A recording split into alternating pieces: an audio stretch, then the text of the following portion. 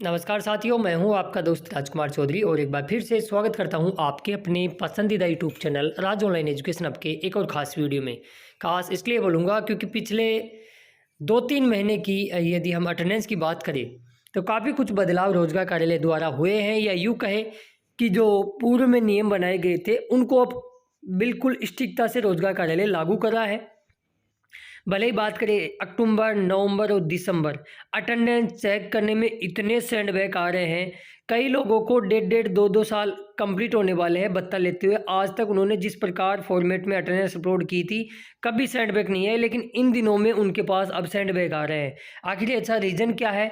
क्या रोजगार कार्यालय ने अपने नियमों में बदलाव किया है, नई गाइडलाइन जारी की है, और प्रमाण पत्र बनाने में कौन सी गलती अपन करते हैं जिसकी वजह से सेंडबैक इन दिनों में देखने को मिल रहे हैं? आज तक आपने कुछ भी अपलोड किया होगा वो मायने नहीं रखता मेरे दोस्तों। मायने ये रखता है कि रोजगार कार्यालय इन दिनों में किन चीज़ों की वजह से सेंडबैक दे रहा है। एक छोटा सा सेंडबैक और समय रहते उसको यदि आपने क्लियर नहीं किया तो आपके उस महीने का बिल पास रुक सकता है। इस चीज़ का आप ध्यान रखें। इंटर्नशिप प्रमाण पत्र भरने में ऐसी कौन कौन सी चीज़ें हैं, चीज़ें जो नियम है वो चेंज हुए हैं, जिनको अपने को ध्यान रखने की बातें हैं, बिल्कुल स्टेप बाय स्टेप सारी चीज़ें मैं आपको बताऊंगा। तो आप जब भी जिस महीने की अटेंडेंस अपलोड करें तो एक बार में ही ये वीडियो देख ले सही ढंग से, फिर आपकी बार बार गलतियां नहीं होगी। आपको मतलब ये रहेगा कि अटेंडेंस आपने सबमिट की और आपके दिमाग में ये रहेगा कि हाँ, अब कुछ भी हो जाए मेरे अटेंडेंस में सेंडबैक नहीं आ सकता। बार बार मैं आपको बोलता रहता हूँ कि अपने अटेंडेंस चेक कीजिए, इसी वजह से बोलता हूँ कि इन दिनों में मैक्सिमम सेंडबैक देखने को मिल रहे हैं। जानते हैं एक एक चीज़ों के बारे में और फिर आपको स्टेप बाय स्टेप सब चीज़ें समझाते हैं। सबसे पहले अपन SSOID में जाते हैं, अटेंडेंस डिटेल पे जाते हैं। वहाँ आपके पास अटेंडेंस प्रमाण पत्र अपलोड करने का प्रारूप जो है वो अपलोड करने का ऑप्शन भी आ जाता है। वहाँ से अपन अपलोड करते हैं। यहाँ साफ लिख भी रखा है कि प्रिय अभ्यर्थी आपकी अटेंडेंस इंटर्नशिप प्रमाण पत्र प्रारूप के अनुसार ही अपलोड करें, तभी आपकी अटेंडेंस मान्य होगी। साफ शब्दों में दे भी रखा है। अब क्या होता है, कई लोग ये होता है कि जैसे लेटर पैड पे बना देते हैं स्कूल वाले, तो वो चीज़ें नहीं चलती है भाई। तो उन चीज़ों को आप ध्यान रखें, ठीक है।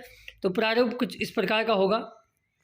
अनएम्प्लॉयमेंट ऑप्शन पे क्लिक करेंगे, फिर आप यहाँ अंदर जाओगे, साफ चीज़ें लिख रखी है। जैसे जाते हो तो यहाँ आपके पास कुछ इस प्रकार का इंटरफेस ओपन होता है, जहाँ कुल छुट्टियों की संख्या ये आपको भरनी होती है। ये वहाँ की जो ऑफलाइन आपने बनवाया है अटेंडेंस लेटर, वहाँ से देख के भरनी होती है। जैसे मान लो किसी ने 1 छुट्टी की है तो 0 1 यहाँ लिखे, 2 की है तो 0 2 लिखे।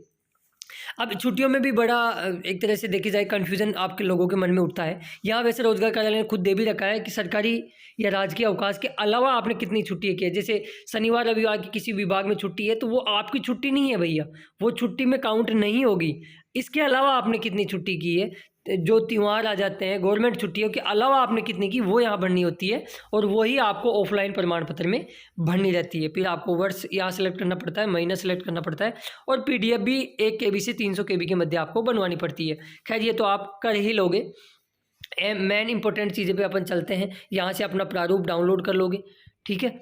अब यहाँ सबसे पहले अपने कार्यालय का आप नाम लिखोगे, जिस भी ऑफिस में आपका, जैसे मान लो किसी का ग्राम पंचायत, तो ग्राम पंचायत और भी जिस ग्राम पंचायत में है उसका नाम आप यहाँ लिखोगे।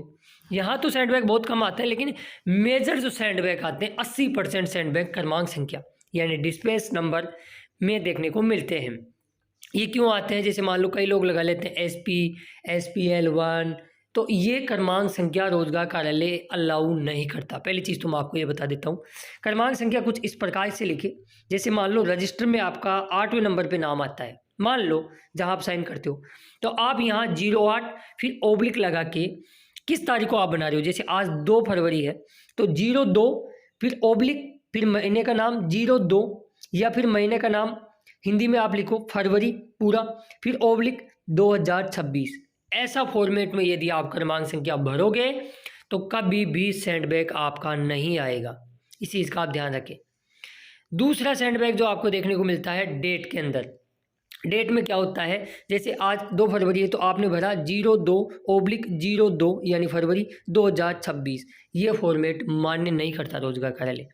आप भरे 02 फिर महीने का नाम इंग्लिश में भर लो या हिंदी में, पर पूरा लिखे। जैसे फरवरी हिंदी में लिख रहे हो तो पूरा लिखे, 02 ना लिखे, और फिर 2026 लिखे। ये वाला फॉर्मेट आप लागू करें, ठीक है। इसके बाद में और किन चीज़ों पे सैंडबैग आपको देखने को मिलते हैं वो भी मैं फटाफट से बता देता हूँ। मैक्सिमम इन दोनों में मिला के ज़्यादा सैंडबैग और एक और रीज़न आता है। आपका नाम, पिता का नाम, तहसील, विधानसभा, जयपुर मतलब ज़िला और रोजगार कार्यालय के रजिस्ट्रेशन में आप हुई है, आप चीज़ें आप भरे लोगे। मेन चीज़ पे आते हैं दिनांक पे, फिर नीचे दिनांक आ जाती है, वो भी एक इम्पोर्टेंट विषय हो जाता है। यहाँ पे भी आपको फॉर्मेट वही वाला बनना है, जैसे मान लो 01 फिर महीने का नाम हिंदी में लिख दिया आपने, जनवरी या इंग्लिश में लिख दिया, पूरा लिखे, 01 ना करे, है ना। उसमें विभाग को ये लगता है कि कैंडिडेट काटापीटी कर लेता है, जबकि महीने का नाम पूरा लिखेंगे तो काटापीटी नहीं होती है, एडिटिंग का यूज नहीं कर सकता, ये विभाग की मंशा होती है। फिर आगे 2026, फिर 31, फिर जनवरी पूरा लिखें और 2026, ये वाला फॉर्मेट आप ज़रूर लिखें। फिर एक आ जाता है छुट्टियों में।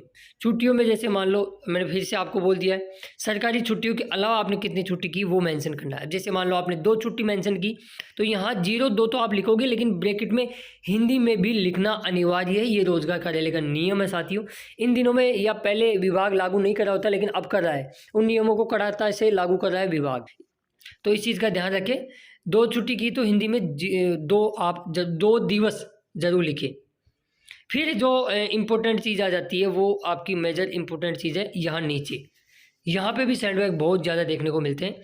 जैसे यहाँ अधिकारी जो आपका जहाँ इंटर्नशिप करे वहाँ की सील लग जाएगी, वो साइन कर देगा, लेकिन साइड में अधिकारी का नाम, मोबाइल नंबर और जहाँ सिग्नेचर करा वहाँ डेट लिख ले, कभी भी आपके पास सैंडबैग नहीं आएगा। इस चीज़ को आप गांठ दे ले। ज़्यादा इसमें कोई पैसे थोड़ी लग रहा है यार, आप वहाँ सील और साइन करवा रहे हो तो साइड में एक बार नाम लिखवा लो, मोबाइल नंबर लिखवा लो और डेट लिखवा लो। फिर वो आगे अगले महीने में नहीं लिखता है तो आप पीछे वाला कॉपी वेस्ट कर लेना, नाम उसको पता है आपको, उसका मोबाइल नंबर आप वहाँ मेंशन कर दोगे तो डेफिनेटली आपके पास सैंडबैग कभी नहीं आएगा। इन नियमों को आप क्रमांक संख्या, डेट का फॉर्मेट और छुट्टी यदि आप भरे हो तो गणित में तो आप नंबर लिखोगे कितनी छुट्टी की, हिंदी में भी वो नंबर आप जरूर लिखें और नीचे अधिकारी का नाम, मोबाइल नंबर और जहाँ जिस सिग्नेचर कराए वहाँ पे डेट भी मेंशन करवाए।